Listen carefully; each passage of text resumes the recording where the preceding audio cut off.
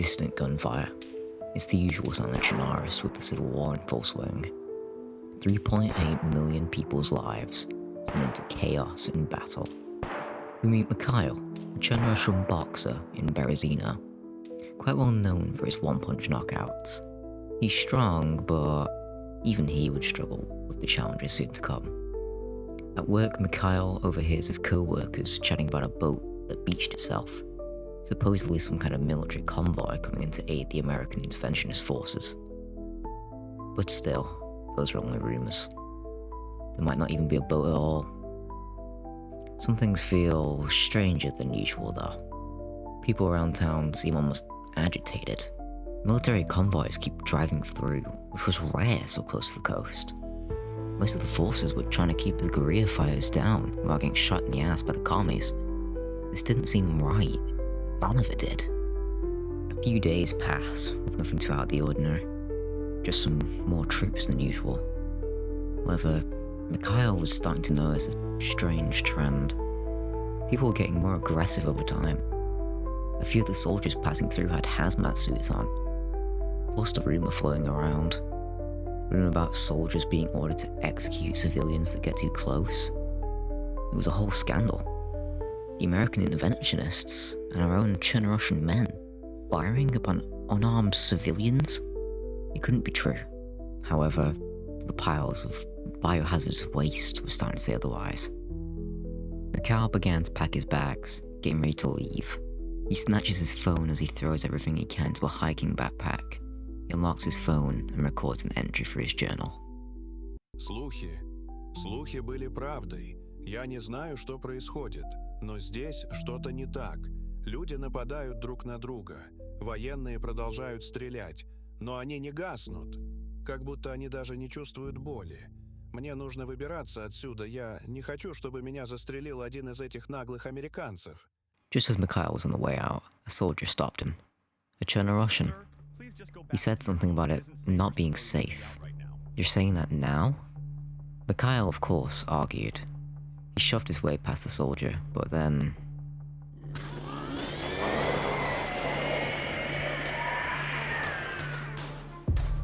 Mikhail could see people running at the soldiers, some running on all fours as the troops fire wildly, only taking out one or two before the civilians beat them to a pulp. Mikhail sees one running directly at him. The person behind those eyes is long gone.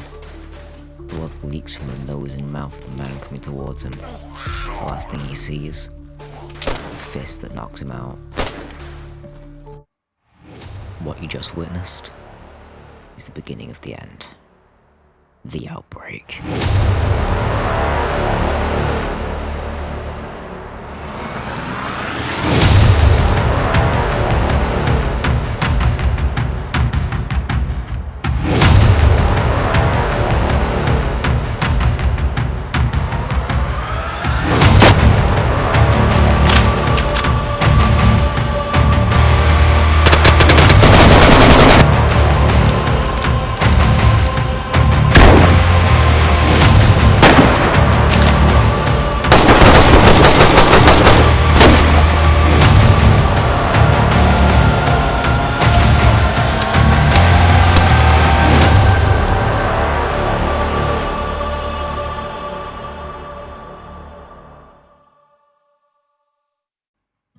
So, you boot up DayZ for the first time.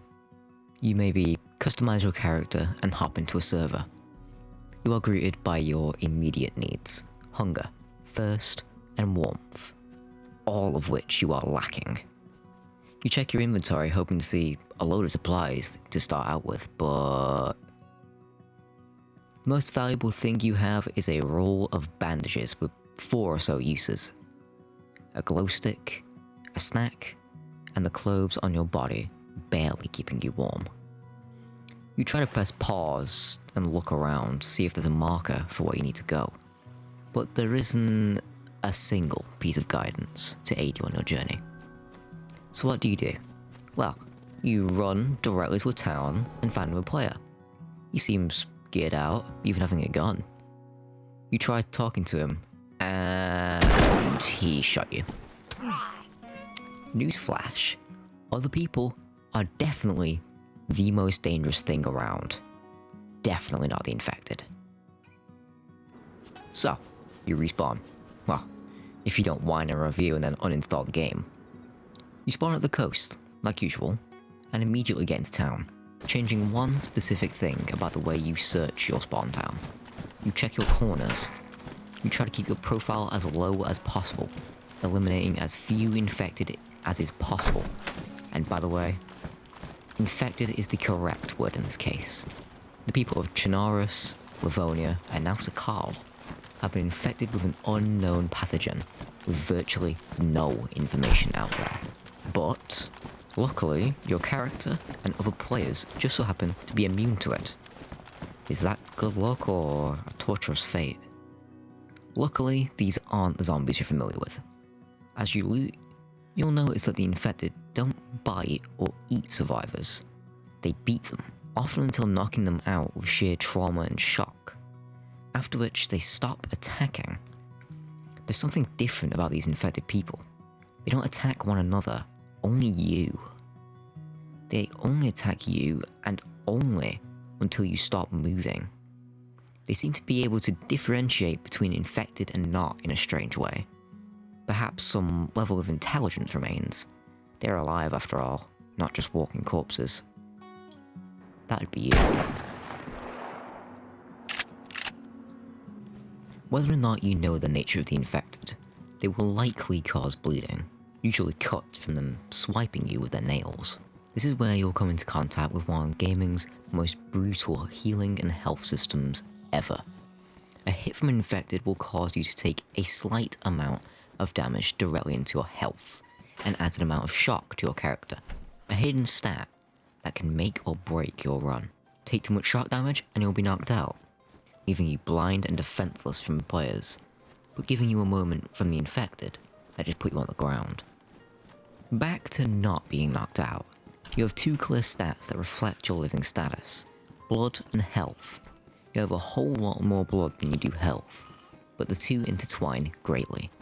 The amount of blood you have affects how quickly you can get your health back, which is also affected by your other stats. But on top of all these stats, you have a level of immunity. Immunity to things like the cold, and I kid you not, a simple cold can be the thing that kills your character. You could be one of the most hardened veteran zombie slayers in the world, and you can still be killed by a little sniffle. That is the one thing you always have to keep noted.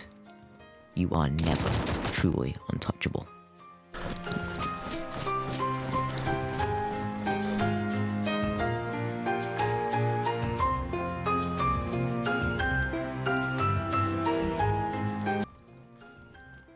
Now that you're all patched up, maybe even a little geared with a shotgun or a rifle, a couple bags of ammo, a few snacks, and wearing some thicker clothing, you're finally ready to move off the coast. So, where do you go? You could get lucky and find a map with a clear location for you, but that is highly unlikely. So, you'll most likely walk into the woods. Try your hardest to read the road signs at each of the towns, but they're never in English. Hell, sometimes they aren't even in the Latin alphabet. Almost all the signs in the game, apart from the ones in Livonia, are strictly in Russian. So unless you have a map to compare to and a way to understand Russian, good luck. But about the map, there is, however, a third-party website, iSurvive. And when I say there is nothing more needed than this, I mean it. Without iSurvive, you will be wandering aimlessly for a majority of your playthroughs. It isn't my choice to say whether or not this breaks the game. It keeps the game enjoyable and makes you less in the dark about where you are. Maybe even giving you a goal. For argument's sake, we'll say that in this run, you spawned in Berezino, and that your overall goal is to get to Tizzy military base. As you can clearly see, that's a very far walk, measured at 12,000 meters away, and that is no random arbitrary number. If you wanted to walk in a straight line directly to Tizzy from Berezino, without even factoring the surroundings like rivers, lakes, and any number of issues you may have, like rain, it would take an hour and 16 minutes of uninterrupted walking in real time. DayZ is quite unlike any other game. It doesn't water itself down to become accessible. It spits in the face of typical game trends and gives it the most realistic experience of an apocalypse, with all of its unforgiving problems. Many reviews left on DayZ's store pages are complaints that the game is too hard, that they can't find food, that they keep getting shot at. Those reviews are due to players not learning to adapt to a new situation, instead opting to use what they already know, using strategies for other, less realistic games. It is highly likely that in the stage of moving inland, you will come into contact with another survivor, and this is where DayZ shines. Your choices are solely yours. At no point in the game are you told to take the first shot at another player. The lack of player names, levels, XP leads to a nerve-wracking experience. Seeing another player could either mean meeting a new friend or meeting a new bullet. Now, if you were following this video like a guide, you likely wouldn't expect there to be voice chat with fully realistic sound systems, but there actually is. A few times during my playthroughs, I have survived an encounter by talking someone down from violence, or even soothed players into a sense of safety before putting a bullet in their back. DayZ has a strong focus on something that I actually haven't found in many other games: paranoia. Walking through a field or meeting a new player is doused in paranoia. Many times you'll begin to feel your hands shake after hearing a shot. Any player in any game can shoot you, but no game gets you that same way that DayZ can. No game gets you to this state of paranoia. No game can make you fear like this. So about that player, will you take the shot?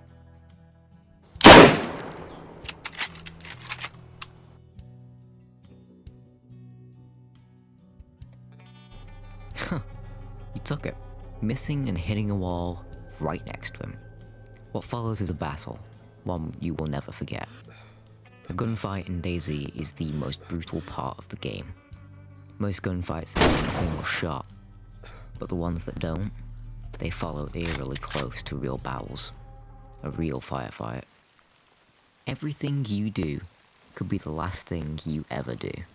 If you poke your head out of a window, you could catch a stray bullet and have to start out all over again. Did I forget to mention that you lose everything when you die? Every last bit of your gear is temporary by definition. A single bullet or fall could be the end of hours. You stare down the barrel of your gun, watching where your opponent last was. You manually hold your breath as you steady your shot once you see them. You take it. A red hit. A red splat rises into the air around them as they fall back. You won, right? There's no hit marker, no XP gained, and not one single bit of information to confirm that you really did just kill them. After the ordeal, you'll notice the silence. It feels so strange now, almost wrong. Your paranoia caught up with you again. You have to loot them though, right? So you do, dodging and weaving through the streets of infected that heard your exchange with the other player. You check your corners and finally find the corpse. He's dead, definitely. You start looting him and see all that he had. Food, supplies, all the same as you, just with some minor differences. Yet, you realise, taking out a knife to open a tin of beans, accidentally hovering over his corpse, you get the option to cut him up. It almost feels tempting. You're scraping by with food, trying to keep yourself fed well enough. But this would be the largest amount of food you've seen. You stop yourself, holding on to your civility, although it definitely passed your mind. Lucky move on your end. Whilst you can eat human flesh, you'll contract a brain prion disease known as Kuru. This disease has a few symptoms. After a few minutes, you'll start to notice that your character's hands will start to tremor and twitch, which makes aiming a good chunk harder. Then later on, as the disease continues to develop, your character will uncontrollably laugh. The only cure to Kuru, a bullet to the brain. Whilst you may already know that the cold can be lethal, you may not know that even animals can be extremely dangerous. A bear can kill you with ease, and a pack of wolves can work together and maul you. With the most recent update, you can't even eat the meat from predator animals, due to them likely coming into contact with the infected and eating them. This trend shows a disturbing zoonotic shift within the infection. It's not just humans in danger from this disease, it's everything. It could spread completely by accident, and the other environmental issues? Rain, poisoning, cholera, even gas. Occasionally there'll be mortar strikes on towns and villages. The origin of these mortar shellings is mysterious, but is likely from the surviving patchwork of soldiers, trying their hardest to keep the disease contained. Inside of these mortar shells is a chemical agent that is highly lethal to literally anything it touches, including you. You can only spend a few seconds in gas without developing gas poisoning, which is almost a death sentence unless you have a blood donor, requiring a player with compatible blood. Without compatible blood, you could very easily be killed by a hemolactic reaction caused by the blood type being incorrect. That's how unforgiving DayZ really is. Someone trying to help you could be the final nail in the coffin causing your death. And without a blood donor, gas poisoning is lethal as you vomit blood onto the ground. You'd be lucky to survive that. You'd be lucky to survive anything.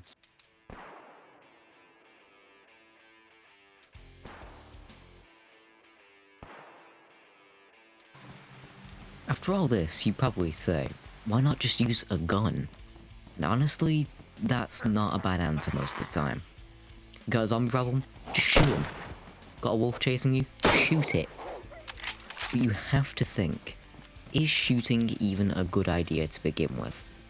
A firearm can be heard for a very far distance, only going further with heavier calibers. Imagine that, having to think about every single shot as a risk of being hunted down. Suddenly doesn't seem so easy, does it? What if I told you that you had to load every individual round into your mag? It's not so tedious if you keep a watch on your gun usage.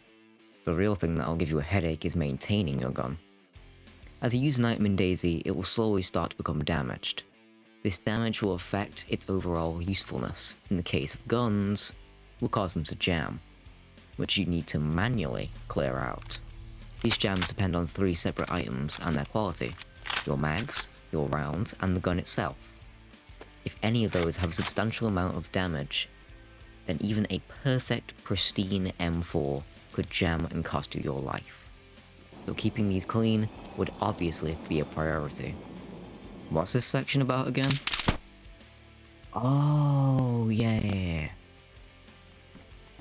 I told you all that for a reason. Probably. You may be thinking, come on, it's a gunfight. I've got 2.8 KD in COD, no one can win against me. Let me just shatter your false little reality there. Let's say by this point you're fully geared, AK rifle in hand, locked and loaded and armed to the teeth, helmet, Kevlar in tow. You spot a guy, a fresh spawn with a shotgun. At this point, how on earth is he gonna put up a fight? So you rush straight at him and you're dead in one shot. Let's just think about what happened there. You, fully geared badass, just got put in a box by some dude called Phil with his granddad's barely functional shotgun. It's very clear that the gunplay in DayZ is based on actual firearms and not some arbitrary bullshit damage numbers, and thus, you need to think carefully about how you approach a situation. No running and gunning. You've got to stick to cover like glue if you want to survive. Remarkably, DayZ created one of the most complex combat systems by simply not cluttering a single feature for game accessibility. If you want to survive, you better hope you're either a better shot than your opponent or a better strategist, or else you won't have a single chance at surviving. So let's just hope you've got a healthy dose of both. It only takes a few shots to kill, even with full armor. It's more of a deterrent against snipers and smaller arms fire. Treat it like a perfect suit of armor and you'll definitely feel the consequences. A fight can end in 2 or 3 shots or last hours. Players taking shots back and forth, drawing out their resources faster and faster. Although, there often never is a winner.